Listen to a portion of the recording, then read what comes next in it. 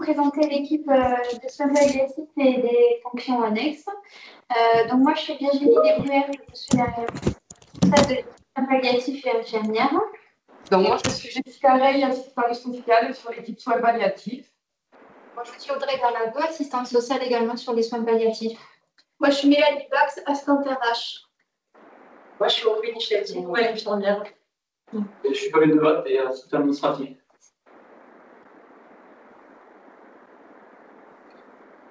Elle se présente. Ah, si vous voulez, oui. Attendez, on ne vous entend pas. Émilie, on ne vous entend pas.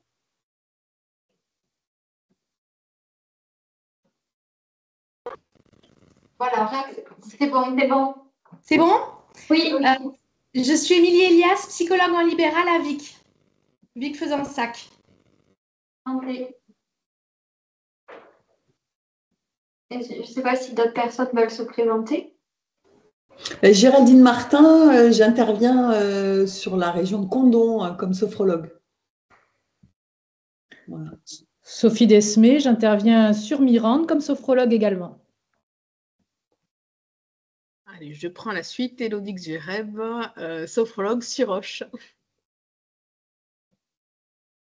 Sandra Desvemer, on continue avec les sophrologues, cette fois-ci sur Mauvez. D'accord.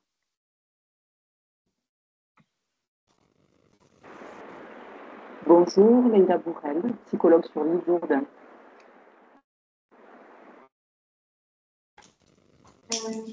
Est-ce qu'on a fait le tour? Oui, je crois. Sandra, oui, Sandra. Je pense que c'est bon.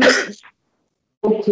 Alors, oui, alors on coupe le micro juste pour, si vous voulez participer, n'hésitez pas à nous interpeller.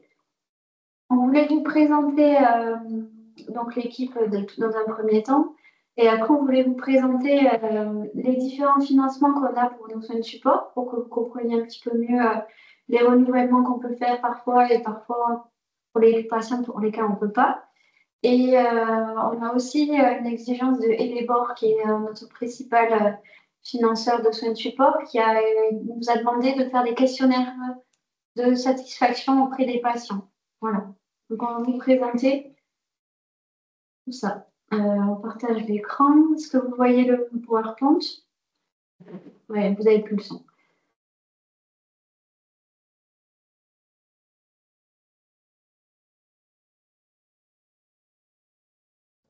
C'est bon, ça marche. C'est bien. Vous voyez le PowerPoint là? Oui. Oui, oui. Parfait. On commence alors. Donc, bon, on a fait le tour. Donc, on a remis nos noms sur la première page. Donc, on voulait vous parler donc, de Elebor. Donc, c'est une structure d'intérêt général qui a été créée au 1er janvier 2011 pour développer les soins palliatifs en France et améliorer la qualité de vie des personnes malades et de leurs proches. Donc, Elebor développe des différents partenariats avec les acteurs de la société pour soutenir et accompagner le développement de projets innovants en soins palliatifs. Leur priorité, c'est soutenir les structures du sanitaire et du médico-social, répondre aux besoins des équipes soignantes, permettre aux personnes gravement malades de bénéficier de meilleurs soins, soulager la souffrance et l'épuisement des familles et réduire les inégalités d'accès aux soins palliatifs en France. Donc, vous avez des références si vous souhaitez aller voir un petit peu plus loin avec le site d'Elebor et le lien pour une vidéo qui présente un petit peu leurs activités. Et du coup, on va vous présenter cette vidéo. Hop.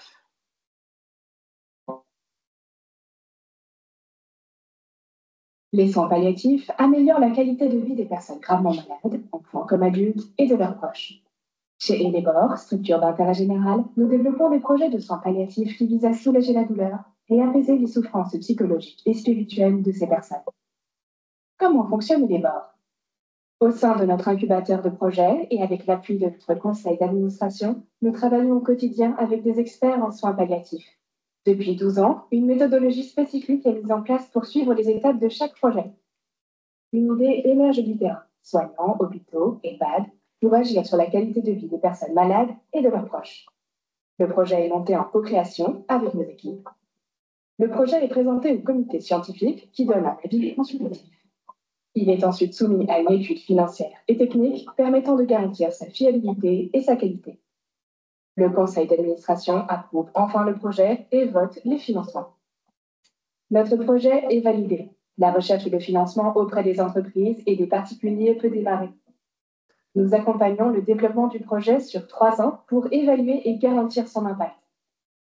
Une stratégie d'essaimage est ensuite mise en place pour dupliquer le modèle sur le territoire.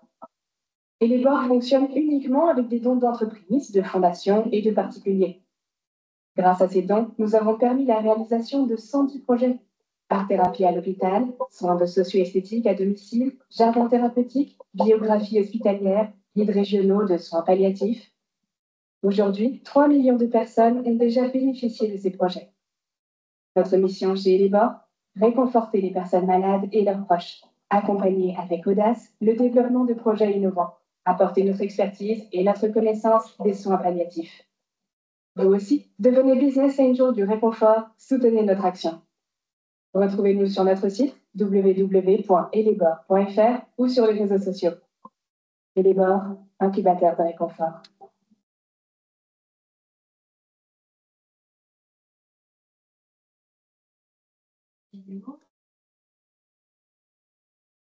Est-ce que vous avez des questions sur ça?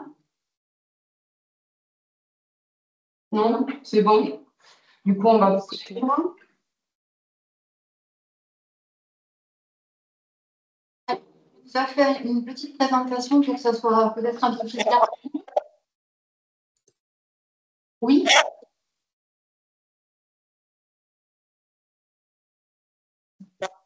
Alors, Quelqu'un voulait prendre la parole?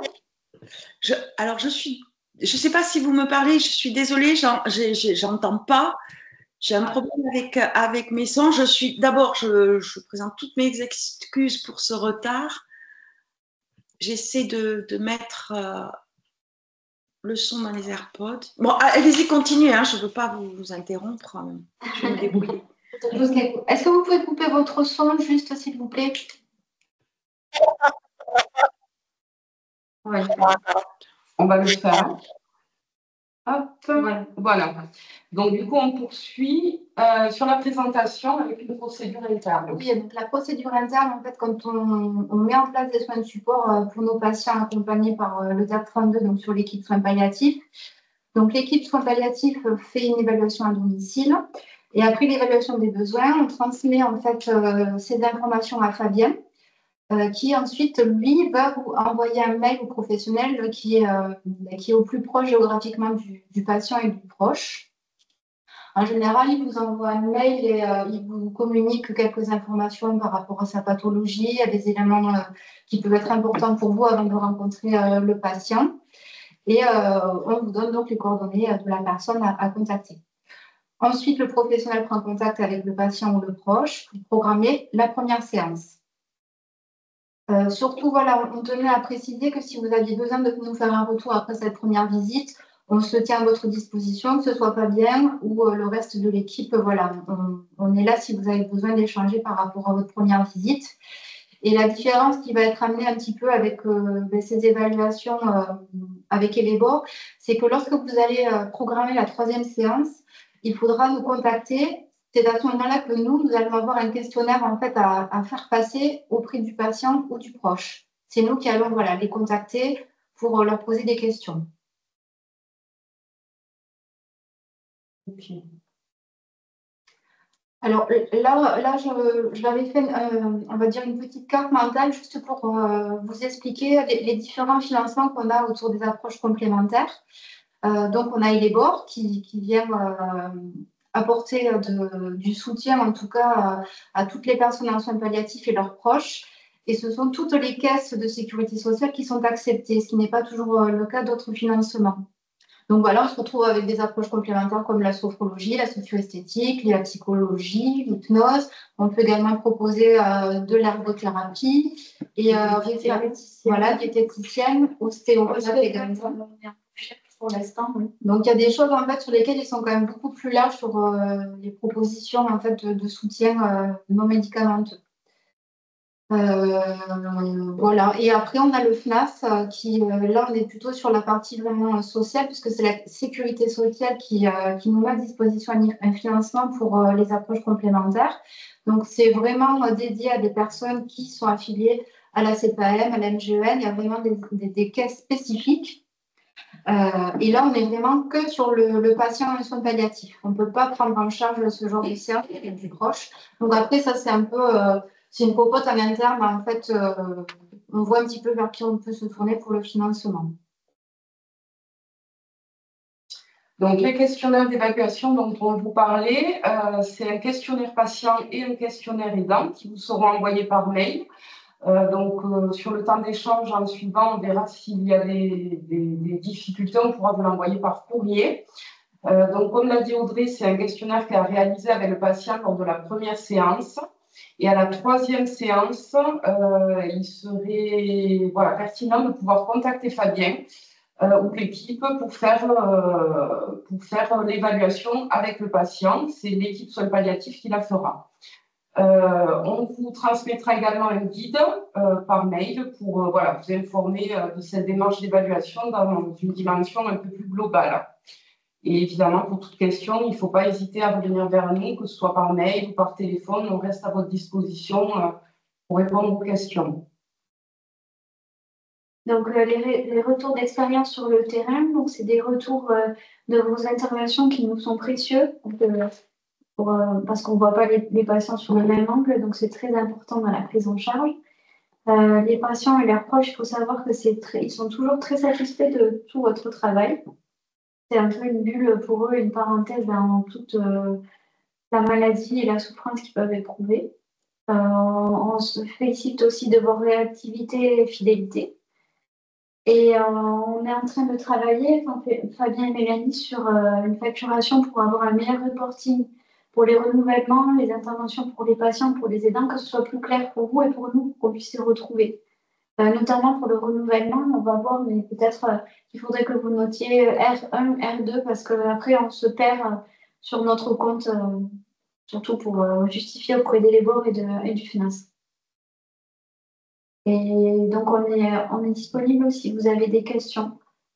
On va allumer le micro.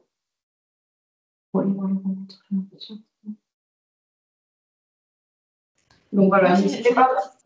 Si possible.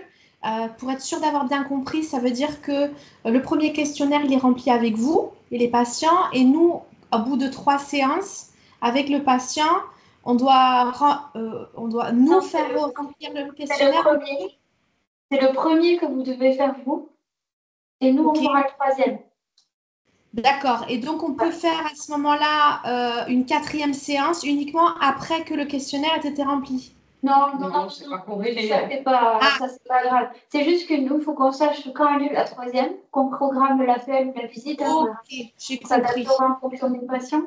Et vous, il faut vraiment que vous fassiez le premier et nous, on prend en charge le reste. Mais vu qu'on ne sait jamais trop quand est-ce qu'a lieu la 3e, il faudra nous prévenir. Entre les décès, les hospitalisations. Le premier questionnaire avec le patient et les dents, ça. Ça dépend qui ça concerne. Et si vous voyez que le patient ne peut pas répondre, ça peut être le cas aussi, il faut faire avec les dents, oui. Par contre, si c'est une approche pour les dents, effectivement, c'est plus pour les dents de répondre. Parce qu'en fait, il y aura 2 questionnaires, un questionnaire patient et un questionnaire aidant, du coup. D'accord. Parce que sur des interventions, parfois, on est sur une séance avant la fin de vie. Et c'est une séance où passer du temps sur un questionnaire, on n'est pas forcément dans l'esprit. Oui, on est d'accord. Après, à évaluer selon cas par cas, si la situation ne s'y prête pas, peut-être laisser passer. On n'a pas d'obligation, si vous voulez, à faire ça. On le fait parce que c'est nos financeurs et on sait très bien que les situations sont délicates et que si ce n'est pas possible, ce n'est pas ça l'essentiel en fait. Il n'y a pas de problème. Merci. On va tous y mettre de la bonne volonté, mais pas au détriment du patient. Voilà. D'accord, merci pour votre réponse.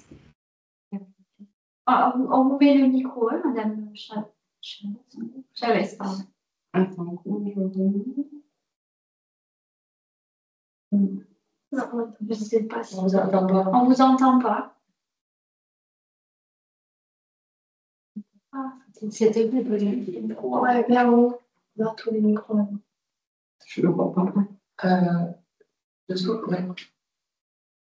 Mais non, on redésactive. Il faudrait que vous réactiviez votre micro sur le. C'est fait. Super, parfait. Ah, y est, ouf. Vous l'avez peut-être dit au début, ces questionnaires, c'est quoi? Qu'est-ce que vous cherchez à évaluer à travers ces questionnaires? Alors, c'est vraiment les bords qui nous demandent des retours de patients. C'est pour après justifier auprès de leurs financeurs. Mais ils cherchent à évaluer l'impact en fait des approches complémentaires, on va dire, sur le bien-être des personnes en soins palliatifs. D'accord. C'est ça. D'accord. Pour pouvoir renouveler finalement le financement auprès de nous, puisque c'est une évaluation à 3 ans pour ce genre de projet. C'est ça. D'accord. Donc voilà. Merci.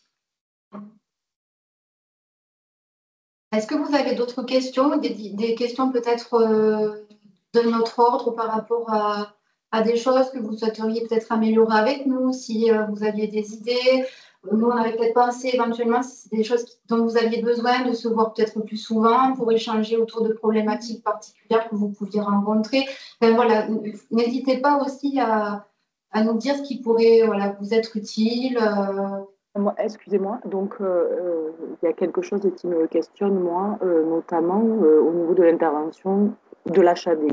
C'est la deuxième fois, enfin, en tout cas avec le deuxième patient, que je me retrouve, je vais oser le dire, court-circuitée finalement par la prise en charge HAD. Et j'apprends au final que le patient voilà. Comment on fait pour que ce soit un petit peu plus fluide en termes de communication? Alors, nous, déjà, depuis le mois de septembre, on se réunit avec l'équipe de l'HAD pour anticiper quelques demandes, bien sûr, quand les médecins traitants sont d'accord. Et on a convenu qu'on n'arrêtait pas les prises en charge des soins de support. Par contre, je vois auxquelles situations vous faites référence. C'est vrai que des fois, dans des situations de sédation, il faut intervenir le psychologue. Je ne sais pas vraiment pour quelle raison, mais en fait, en tout cas, nous, on fait tout pour collaborer et continuer et qu'il n'y ait pas d'arrêt dans les prises en charge. Oui, alors c'est ce que, pour la dernière situation notamment, c'est ce que m'a dit la femme du monsieur, hein, mais voilà, après, elle ne m'aurait pas tenue informée finalement, je ne savais pas du tout de ce qui allait, enfin, je n'étais pas au courant, à part la veille du rendez-vous. On a été, mais on avait fait une demande anticipée, on n'a pas été, oui, on ne vous l'a pas dit tout de suite, oui, c'est de notre part. Après, ça nous, effectivement, être plus vigilants sur les prises en charge HAD. Parce que nous, vu qu'on fait des demandes anticipées, et des fois, il y a des choses qui nous échappent et qu'on apprend après. Bon, alors, j'ai pas eu de chance, ça m'est arrivé plusieurs fois d'affilée, on va dire ça comme ça. Et c'est un peu toujours les mêmes styles de patients, c'est vrai. Eh mais oui. Ok, d'accord. Bon, on va être vigilant, on va essayer d'être plus vigilant de ce côté-là. Merci pour nous tous. Est-ce qu'il y avait d'autres points? Oui. Je souhaiterais juste, je peux avoir des demandes de massage chez les patients en fin de vie.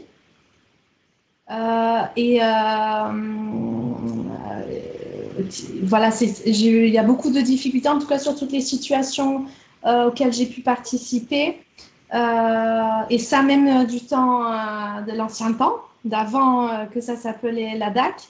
Il y a très peu d'intervenants sur de la socio-esthétique, massage. Alors que c'est vrai que sur la fin de vie, on est sur des corps douloureux et on peut travailler la détente, la relaxation, mais tout ce travail de toucher thérapeutique, ce travail, je trouve qu'il est important et parfois ils peuvent être en demande et c'est vrai que c'est pas accompagné dans ce sens-là et parfois voilà, il peut y avoir de la frustration de ma part parce que je me dis que ça pourrait être top. Donc, je ne sais pas si c'est parce qu'il n'y a pas sur mon secteur ou si c'est parce que c'est intégré. On couvre à peu près le secteur avec les socio-esthéticiennes. Oui. On a certains secteurs qui ne sont pas couverts. Mais après, des fois, les patients ne nous demandent pas aussi. Il faut pas hésiter à nous redemander si vous voyez. Oui, je fais la remontée, je fais remonter à chaque fois. Peut-être qu'il y a encore des secteurs limités. D'accord. Donc, vous avez dans les massages, c'est les socio-esthéticiennes alors qui les font, c'est ça? C'est ça. D'accord. Oui.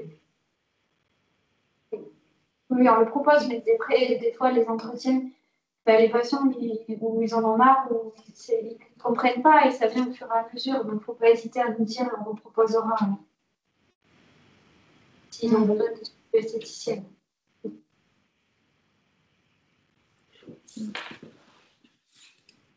Est-ce qu'il y avait d'autres questions, des remarques? Bonjour tout le monde, excusez-moi du retard, hein, Céline Lampard, socio-esthéticienne justement. Oui, bonjour. Merci. On a enregistré, on vous enverra le lien. Le début, super, merci. Oui. Est-ce que vous vouliez voir quelque chose en particulier? En particulier, non, mais justement, c'est bien qu'on fasse le point, c'est une réunion aussi un peu sur le milieu de l'année déjà passée. Oui. Effectivement, bon, après, ce que je voudrais aujourd'hui, c'est vrai qu'il y a un peu plus de retour un peu sur qu'on puisse faire avec les patients, c'est surtout, mais bon, après, ça, c'est en interne, hein, qu'on puisse échanger. Ça, aujourd'hui, c'était un peu mon point négatif, parce que je pense que j'avais dû mettre quelques mails moi-même sur des patients que j'avais, que je n'ai plus trop de nouvelles. Bon, après, oui, il faut, on est en train de reconstituer un petit peu l'équipe. On a Ophélie en infirmière qui vient renforcer. Donc maintenant, avec 2 infirmières, 2 assistantes sociales, on a un médecin à 20% aussi, Dr Balanguet, qui est pour l'instant en appui téléphonique, télétravail. Mais on essaye de se réorganiser et c'est vrai qu'on va essayer de faire plus de liens et peut-être plus de moments comme ça aussi d'échange avec toute l'équipe. Et voilà, n'hésitez pas à nous dire ce dont vous avez besoin pour qu'on adapte aussi. D'accord. Oui, j'avais bien compris qu'il y avait des mouvements au niveau des soignants. Alors, du coup, l'équipe est plutôt restée stable, mais on a eu beaucoup de demandes, beaucoup d'activités. Donc, on a essayé de faire au mieux, mais on va essayer de s'organiser différemment. Très bien. D'accord.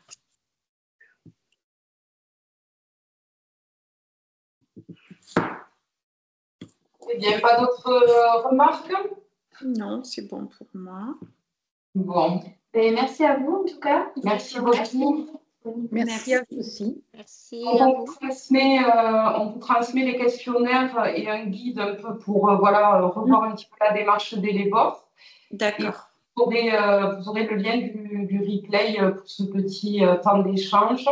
Et n'hésitez pas à nous contacter s'il y a des questions. D'accord, très bien. D'accord. Merci beaucoup. Merci, bonne journée. Au revoir. Au revoir.